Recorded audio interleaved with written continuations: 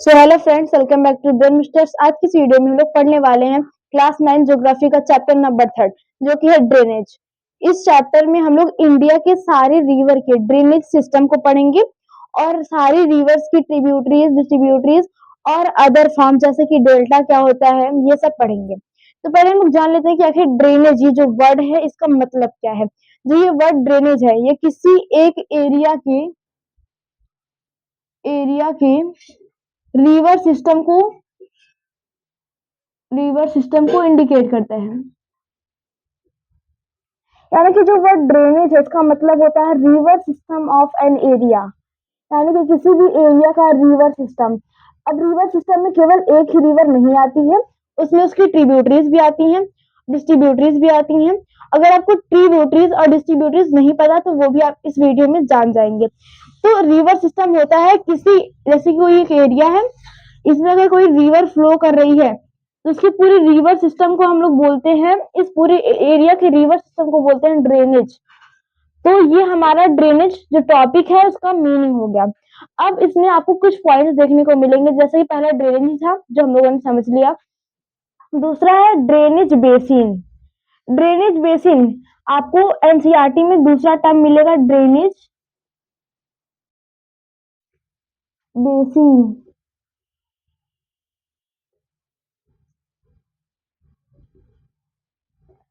Drainage basin यानी कि कोई भी अगर लैंड है उसमें एक सिंगल रिवर फ्लो कर रही है, यानी कि किसी भी लैंड में जब एक सिंगल रिवर फ्लो करती है तो उसको बोलते हैं ड्रेनेज बेसिन। यानी कि किसी एक रिवर का लैंड, यानी जिस लैंड में कोई केवल एक रिवर फ्लो करती है।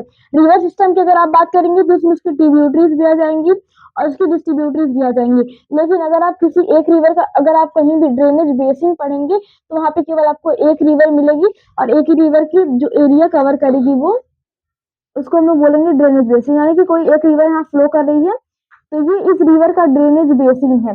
लेकिन अगर एक ही रिवर की ढेर सारी ट्रिब्यूटरीज और डिस्ट्रीब्यूटरीज मिलके किसी एक एरिया में फ्लो कर रही है तो उसे बोलेंगे हम लोग ड्रेनेज। ड्रेनेज बेसिन में केवल एक रिवर होती है, ये आपको ध्यान रखना है। और जो हमारा तीसरा टर्म है वो है वाटर डिवाइड, वो भी आपको एनसीईआरटी में मिलेगा, वाटर डिवाइड। अगर दो रिवर के बीच में कोई लैंड है, यानी कि अगर दो रिवर को कोई लैंड सेपरेट कर रहा है तो उसे बोलेंगे वाटर डिवाइड। जैसे कि कोई एक रिवर यहाँ पे फ्लो कर रही है, एक रिवर यहाँ पे फ्लो कर रही है और एक रिवर यहाँ पे फ्लो कर रही है। ये दो रिवर हैं और ये फ्लो कर रही है एक दूसरे के बगल में, लेकिन इनके बीच में कोई लैंड है, ये एक लैंड है, ये जमीन है जो इन दोनों रिवर को अलग अलग कर रहा है, सेपरेट कर रहा है। तो इसे हम लोग बोलेंगे वाटर डिवाइड, इसे हम लोग बोलेंगे वाटर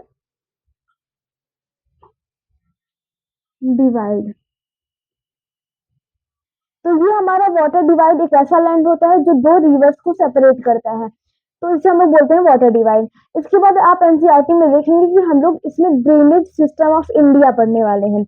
ड्रेनेज तो आपका वर्ल्ड का भी होता है, वर्ल्ड में लेंगे तो बहुत सारी नदियां फ्लो करती हैं, तो हमको उतना डीप में नहीं पढ़ना है, क्लास 9 है तो आपको केवल इंडिया का ड्रेनेज पढ़ना है। यानी कि इंडिया में जितनी रिवर है उनके चैनल्स जो है, उनकी ट्रिब्यूटरीज जो है और डिस्ट्रीब्यूटरीज जो है कहाँ कहाँ फ्लो करती है, उनका लोकेशन क्या है, उसी को पढ़ना है। यानी कि ड्रेनेज सिस्टम इंडिया का, आपको इंडिया के ड्रेनेज सिस्टम में इंडियन ड्रेनेज सिस्टम, आपको इंडियन ड्रेनेज सिस्टम में टू टाइप्स की रिवर देखने को मिलेंगी। पहला तो है पेरेनियल रिवर,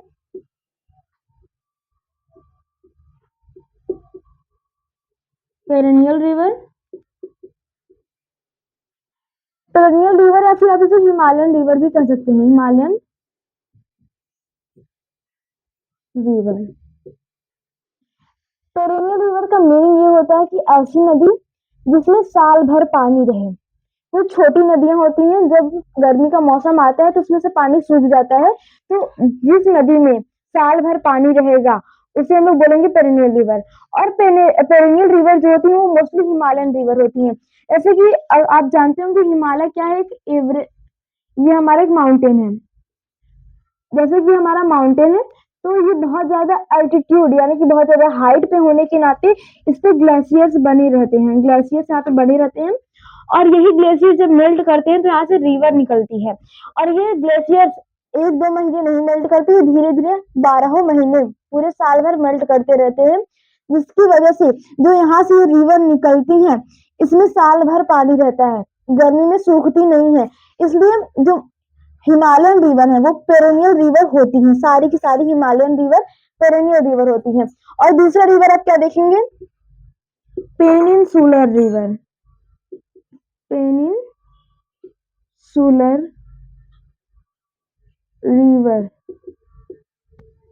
अब जो पेनिनसुलर रिवर है ये पेनिनसुला वर्ड से बना है। पेनिनसुला का मतलब क्या होता है, कोई भी एक ऐसा एरिया जो 3 साइड से वाटर से कवर हो। अगर आप इंडिया के मैप का नीचे वाला पोर्शन देखेंगे तो ये तीनों साइड से पानी से घिरा हुआ है, इधर अरेबियन सी है, उधर बे ऑफ बंगाल है, तो ये पूरा तीनों साइड से पानी से घिरा हुआ है। तो इस पार्ट को हम लोग बोलते हैं पेनिनसुला। ये जो हमारा पार्ट इसे बोलेंगे पेनिनसुला। और इस पेनिनसुलर पार्ट में जितनी भी नदियां बहती हैं उन्हें हम लोग बोलते हैं पेनिनसुलर रिवर। कहीं भी नदियां अगर इस पेनिनसुला वाले पार्ट में बह रही हैं तो उन्हें हम लोग बोलेंगे पेनिनसुलर रिवर। तो जो हमारा इंडिया का ड्रेनेज सिस्टम है वो 2 नदियों से मिलकर बना है। पहला क्या, हिमालयन रिवर है, दूसरा पेनिनसुलर रिवर है। और जो हिमालयन रिवर है उसको आप डायरेक्टली पेनिनसुलर रिवर भी कह सकते हैं, क्योंकि जितनी भी हिमालयन रिवर होती हैं वो साल भर बहती हैं। लेकिन जो सारी पेनिनसुलर रिवर होती हैं ऐसा नहीं है कि वो पेरिनियल नहीं होती हैं, कुछ पेनिनसुलर रिवर ही साल भर बहती हैं। तो आपको यहाँ पे पेनिनसुलर, अगर आपको बस यहाँ समझ लेना है कि हाँ ये पेनिनसुलर होता है, लेकिन यहाँ पे आपको केवल हिमालय पढ़ना है। और ये पेनिनसुलर रिवर सारी पेनिनसुलर रिवर पेरेनियल नहीं होती हैं, लेकिन कुछ पेनिनसुलर रिवर पेरेनियल होती हैं, जिससे वो साल भर बहती हैं, उसमें पानी साल भर रहता है। तो ये था हमारे इंडिया के ड्रेनेज सिस्टम के बारे में। अब इसमें कुछ टॉपिक्स दिए हैं जैसे कि delta, tributaries and distributaries. Delta क्या होता है, ट्रिब्यूटरी क्या होता है, डिस्ट्रीब्यूटरी क्या होता है, ये हम लोग जानेंगे। जो हमारा पहला टर्म है जो कि इस चैप्टर में आपको हर जगह मिलेगा वो है डेल्टा। डेल्टा क्या होता है, अगर कोई भी नदी फ्लो कर रही है, अगर यहाँ से हिमालय से स्टार्ट हुई, बहना स्टार्ट हुआ तो ये कहीं पे जाके गिरेगा। जैसे कि मान लेते हैं ये बे ऑफ बंगाल में जाके गिरता है, बे ऑफ बंगाल। अगर ये बे ऑफ बंगाल में जाके गिरता है तो जहां ये गिरता है तो यहाँ से अगर नदी निकल रही है, यहाँ पे ग्लेशियर मेल्ट कर रहे हैं, तो यहाँ पे स्टार्टिंग में नदी की स्पीड क्या होगी, ज्यादा होगी, क्योंकि यहाँ से ढेर सारे वाटर जो है वो आ रहे हैं इस रिवर में, क्योंकि यहाँ ग्लेशियर कंटिन्यूअसली मेल्ट हो रहा है, बार बार पिघल रहा है, तो पानी ज्यादा होगा, स्पीड ज्यादा होगी। लेकिन जब ये आगे आएगा, आगे वाले पार्ट में आएगा तो नदी अपने साथ मिट्टी बालू वगैरह को इरोड करती हुई लेके जाती है। इरोड करती हुई क्या मतलब, इसका मतलब अगर ये नदी तेजी से बह रही है, यहाँ से तेजी से आई तो ये इस पार्ट से कुछ मिट्टी वगैरह खुलेगी और इस नदी में अपने पानी के साथ बहाते हुए लेके जाएगी।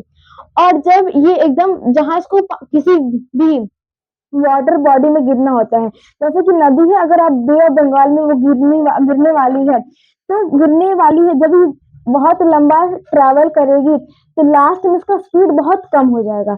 इसका स्पीड यहाँ पे बहुत कम हो जाएगा, तो ये उस सैंड यानी कि जो वो सारा डिपोजिशन ली है, जो डिपॉजिट ली है, ये इसको लेके नहीं जा पाएगी, यानी साथ में नहीं लेके जा पाएगी। अगर आप बहुत स्पीड में है तो आप कुछ भी इसको नदी लेके जा सकती है, लेकिन जब उसका पानी का स्पीड जब स्लो हो जाएगा तो वो उन सीड्स वगैरह को वहीं पे छोड़ देगी, और यहीं पे छोड़ देगी तो हम बीच में एक लैंड बन जाएगा, जमीन बन जाएगी। ये लैंड 1-2 दिन में नहीं बनता है, धीरे धीरे डिपोजिशन होता है, 100-200 साल भी लग सकते हैं। और इस लैंड को हम लोग बोलते हैं डेल्टा। और यही डेल्टा क्या होता है, डिपोजिशन होता है रिवर का।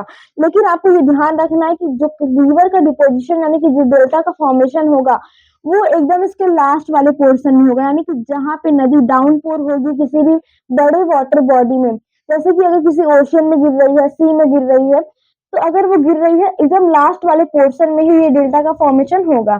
यदि स्पीड लास्ट वाले पोर्शन में ही कम होती है तो वहां पे डिपोजिशन हो जाता है, तो यहाँ पे डेल्टा का फॉर्मेशन हो जाता है। अब हम लोगों ने समझ लिया कि डेल्टा क्या होता है।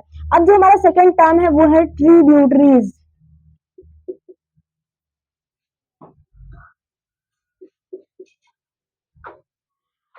ट्रिब्यूटरीज को हिंदी में बोलते हैं सहायक नदियां। जैसे कि अगर कोई भी नदी बह रही है